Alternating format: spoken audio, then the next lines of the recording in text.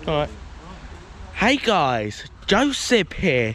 Today, this is another video on the Saab. And today, we're doing a POV video of this Saab. Yeah. Here it is, it's in this nice midnight blue exterior. Body coloured mirrors. The mirror handle's not body coloured, just body coloured mirrors. On the back,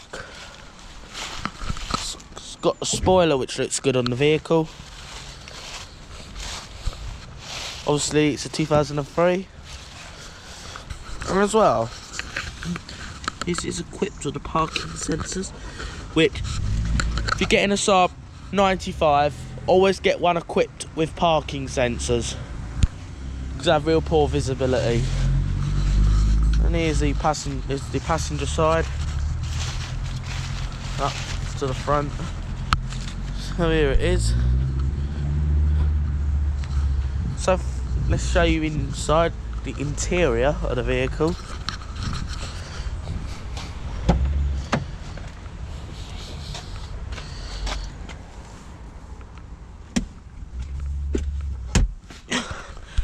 So one thing you will spot when getting in this vehicle, it has electric seats with 3-person memory, and it's electric. And another thing you'll notice when getting into the 9.5 is this have a 5-speed automatic with Triptronic with the paddles right here, which we never use. Sometimes we use it just to give it some use. Another thing, it's got the electronic stability program. That's quite cool. It's got the rain sensing wipers. This is also equipped with perforated leather seats. Another thing you might want to be interested of, if you hit night panel when the ignition's off, doesn't do it now for some reason. Something I just wanted to point there. Checking, check OK. So this is interior of the vehicle. This is the interior. You tell it's got dual zone climate control, so you can have dual temperatures. Still got equipped with this little flimsy cup holder. It's also got the premium sound system, which I'm not really going to put the radio on because of copyright reasons. That's what it's also equipped with. Yeah, don't know what this is. This is a phone magnet. So yeah, it's all upgraded. It's got nice leather. This does have a stiff suspension sport, so let's show you more around this 9.5. Another thing I will show you inside the boot.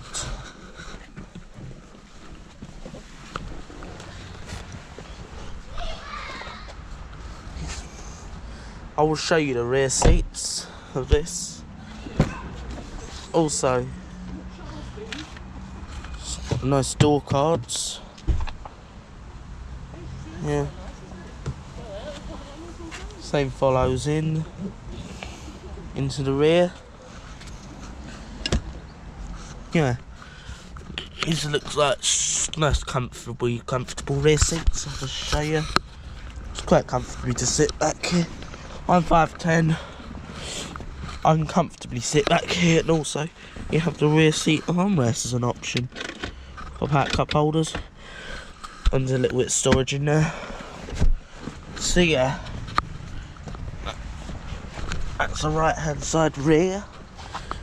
Same if you have a left hand drive. Another spot is the boot of the vehicle. Here you go, pop the boot for you. Pretty much inside. Yeah, a ton of boot space. Also the spare wheel under there. Apologies for the alarm in the background. Just put stuff I have in the boot there.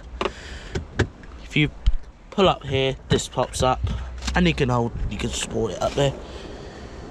When it shuts up, and I'll just put some engine oil and all that in here. Apologies for the noise in the background, guys. That goes you also have a 10-disc CD changer, and obviously navigation system there.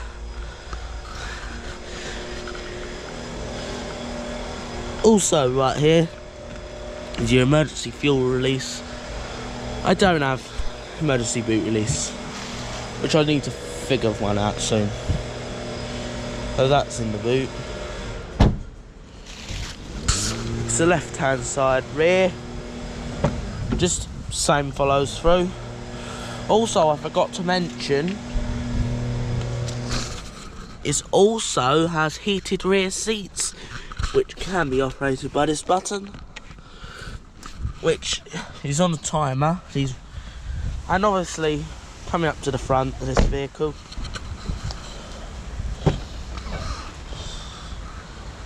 it's got an electronic passenger seat too, which also works.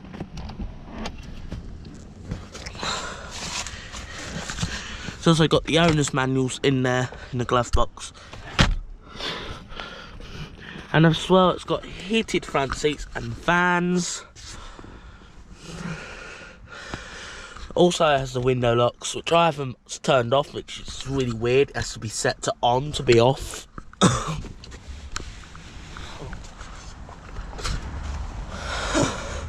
And also, I'm going to show you under the bonnet, which I know in America is called the hood. If you're American, I know you Americans call it the hood. I know that. Now, you pop the bonnet from here. It's the other side in left-hand drive. You pop that. That's pop the boot bonnet. I mean.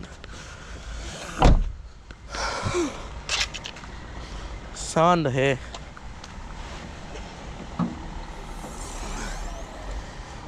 Right, this is a 2.3 litre turbo with the Aero Hot.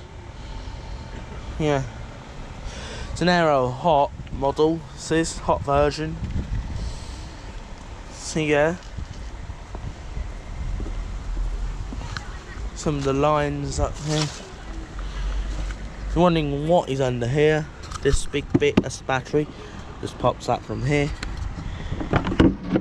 And that shows you the battery. So, and it don't even put the date when I last replaced it.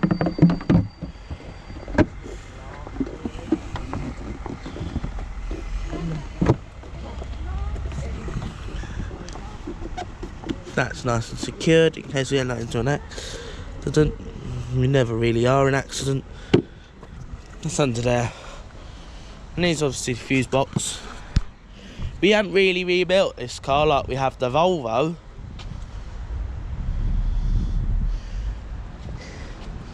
So yeah, we'll obviously put that down. If you're wondering what this is, that's the alarm bonnet switch. There is the bonnet switch that the thing pushes onto.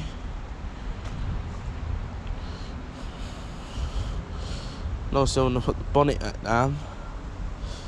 Another thing I forgot to mention, this also has automatic folding mirrors. So the owner's ordered a lot with this car. I even have the automatic levelling parking sensors, headlights I meant. Here's the radio controls. There's the changer station. Next, SRC. Sync radio controls, maybe. I don't know what that is. These are paddles. And some of the. So yeah. Let's jump onto the POV ride right now. Right guys, we're on the POV. I've got the camera on my head. Yeah. People are going to wonder what I've got on my head. You think I'm going to look like a robot, but still that matter. Alright, here we are, we're in the Saab now. We've owned it for, how long have we owned it for now? 4 years, 4.5 years. Yeah. And had lots of teething problems with it when we first had it, because it was standing for 2 years. 2.5. 2.5 years, yes. And you know, lots of electrical problems. And the first long run I took it out on, we had a breakdown 85 miles away from home, but we got recovered and got taken back. And found that it was an alternator, so the alternator had packed up, so putting the alternator on, not an easy job on one of these. The only way I could find of getting it off was taking the inlet manifold off, which proved to be a bit of a pain, but I just couldn't get it out any other way. I tried, but it just wouldn't come off. We've had electrical problems, but that was due to it, you know, where it wasn't used for a while, and so I suppose that was to be expected. Door locks not locking and things like that. It was all in the connectors of the doors and stuff like that. Once we decided to keep it, we done a full service on it. We had a leak on the front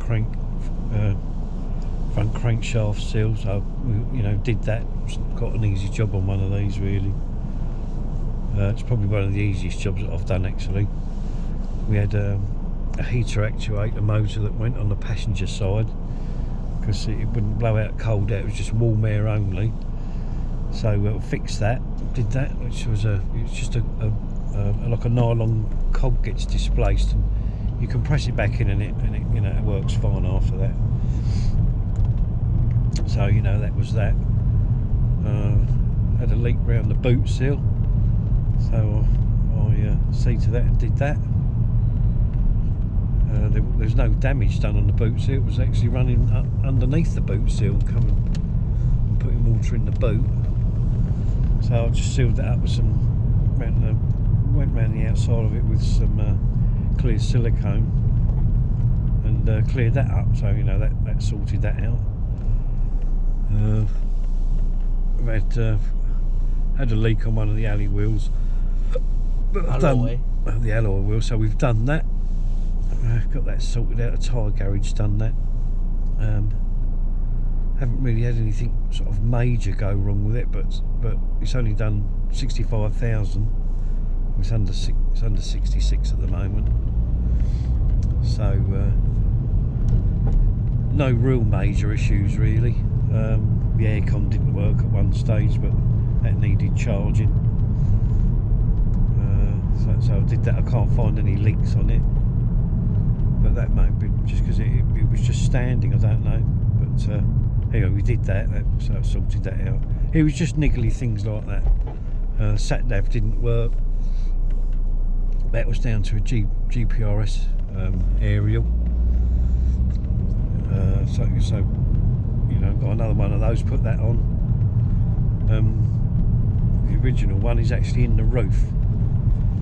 The one I put in, I didn't bother putting it in the roof. I stuck it on the back parcel shelf. Seems to work okay.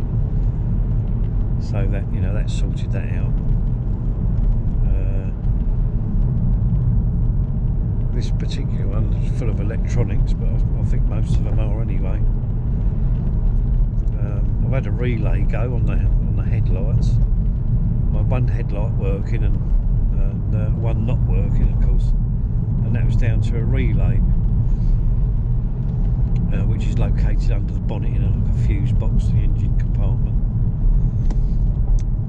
Yeah, it's just silly little things like that, but you know, overall it's been not too bad.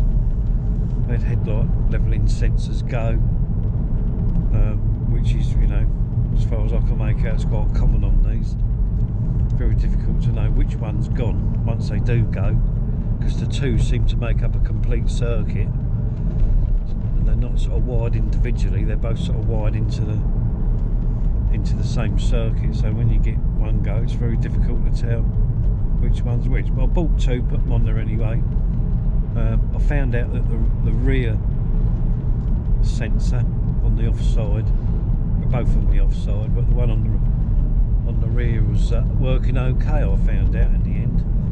And I also found out if you detach the sensor from the bracket that holds it onto the vehicle, you can use that for the front.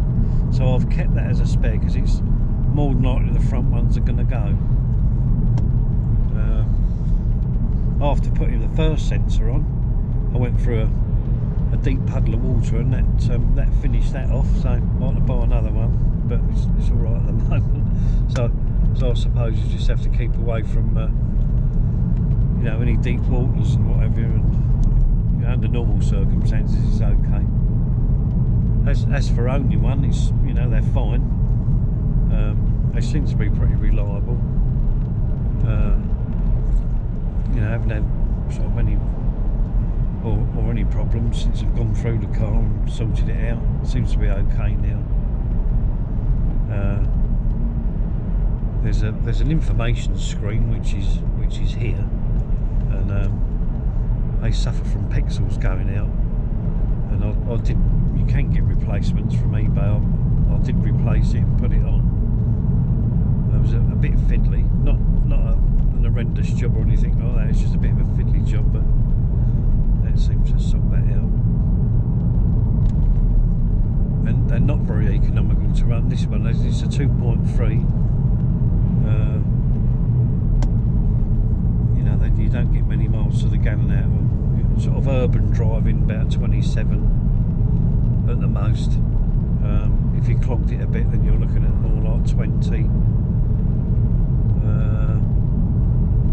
You know, a bit of motorway driving plus a bit of urban driving, you know, combine the two, you know, I'll get roughly about 27 out to the gallon. On a long run, you get about 32 to 33 maybe, something like that. That's because this car has 250 brake horsepower. Yeah, it's quite a big engine in it, so, well, brake horsepower anyway. It's not the fastest vehicle on the road, very nippy away from the lights, or if you want to overtake, get out from a roundabout, things like that, it's okay. You know, having a big engine or a powerful engine's alright, but legally you can't really use it, so I can only think it would encourage you to go a bit faster and maybe get points on your licence, which isn't good. Yeah. It also has 350 Nm torque number. Yeah. What's Nm even, Dad? Nautical meters, I think. Yeah, nautical meters. 350 nautical meters. We've got. I mean, the drive. I prefer to drive the Volvo. And it's a more comfortable car, more of a leisurely ride. This one's a bit bumpy, but I suppose because when it was built, it was more aimed at the you know, the sporty type of market. I don't know. I mean, you know, you either have road handling and lots of comfortable, or you have you know, you have lots of powerful and lots of comfort, depending on sort of how much money you're going to spend and what car it is, I suppose. But it's yeah, it's quite nice to drive. Drives okay. Got no complaints or anything like that.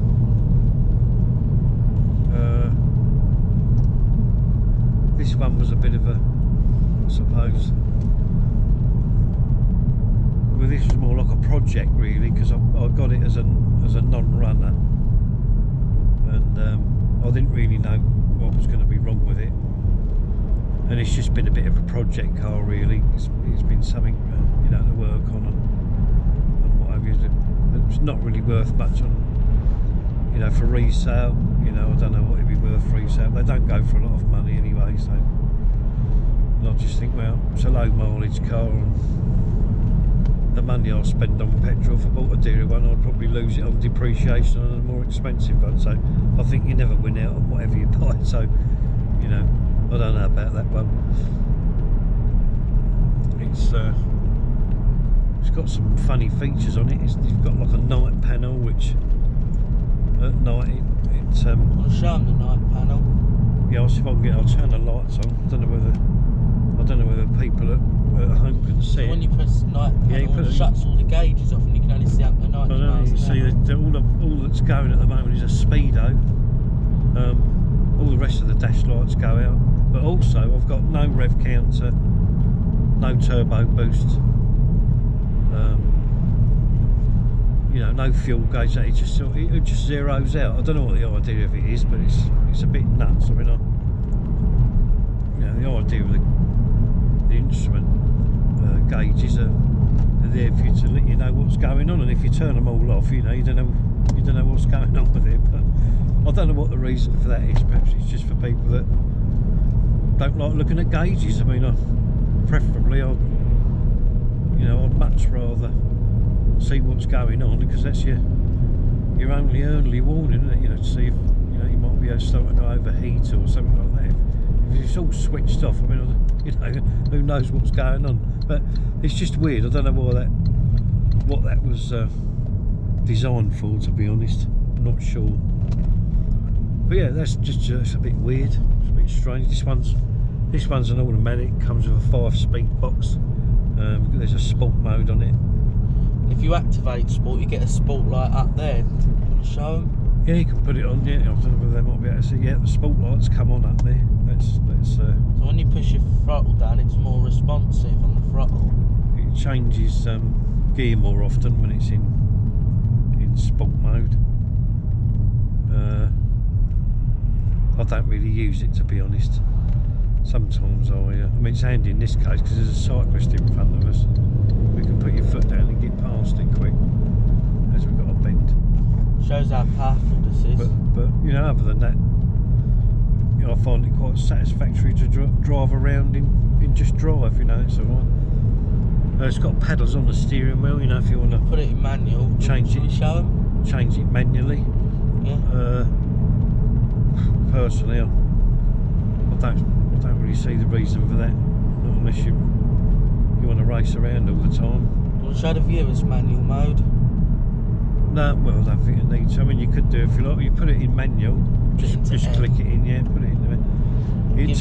It now tells you what gear you're in. We've just had a gear indicator like up on the dashboard now. We're in 4th at the moment. Oh, the light's just gone out, but it's giving us the numbers of which gear we're in. We're in 4th gear at the moment. If I took it out of sport mode, it's not in sport. So if I just put the night panel off, you can see all the gauges again. That's it. They've all come up now. The manual mode light is on now. Yeah, it's all come up now. It's got a cup holder. I think it's a bit of a flimsy design. Yeah. How that survived 16 years, I don't know. It's a bit delicate, I'd say. Yeah. When we first got this was just about running. Is that right? Yeah, it was running, but obviously, you know, it needed the brakes cleaning out. I had to have it valeted because it smelled a bit horrible, and it had some slight mould on some of the leather up the front. I got all that done, you know, before I took it off. It's a bit dangerous anyway for your health, so I got all that sorted out, and you know, they've done a good job on that. Obviously, where it was standing, there's new wiper blades, and I had a rear fog light that never worked. That was an earth problem actually inside the light. Did you repair that before you got it MOT'd? Yeah, I had to do that before the MOT. Where was you when you repaired that? That would have been a failure. Was you at the house? Was that? Yeah, that was when after I bought it home. That's when I did that. Is that to start another house until we first got this insured? Yeah, but it went through this year's MOT, come out with no advisories. I would have expected it actually on a car this age. I mean, on the Volvo we've got that. That's a year older than this. That come out of advisories last year about front brake hoses. They were all cracked and what have you. So you know, we did those.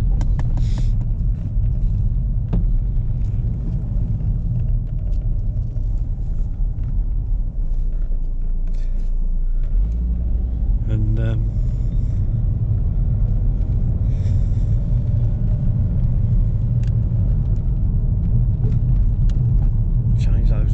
that was, but we didn't get anything this one. I would have thought this would have been a,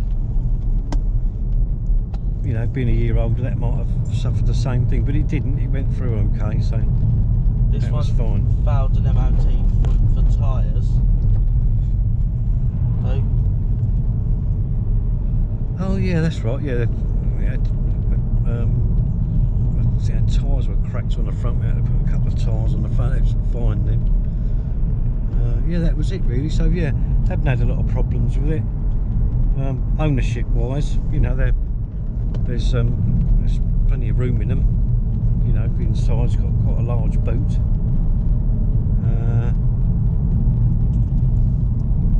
You know, it's quite stable on the road. You don't sort of wander around, or you don't get blown around in the wind, things like that. Yeah, it's fine. It's got a good steering lock on it, and you know, for parking and stuff like that.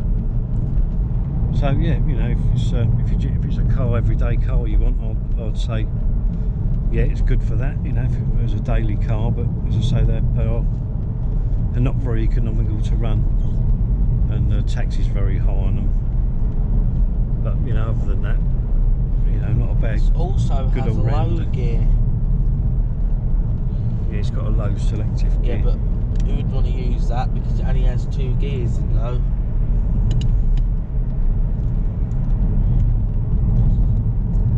So yeah, to, you know, to sum it up, you know, it's quite comfortable. We've got electric seats, fans in it, and I mean, I don't actually personally use all of that. But if you was a person that liked that sort of thing, that would be great. But to me, it's you know, not really worth it to me. I don't really use things like that. I'm just quite happy as, you know, without using anything like that. But depends what you want out of a car. Everybody's got their own ideas of a car. It's I've had you know, a few bits and pieces apart on here.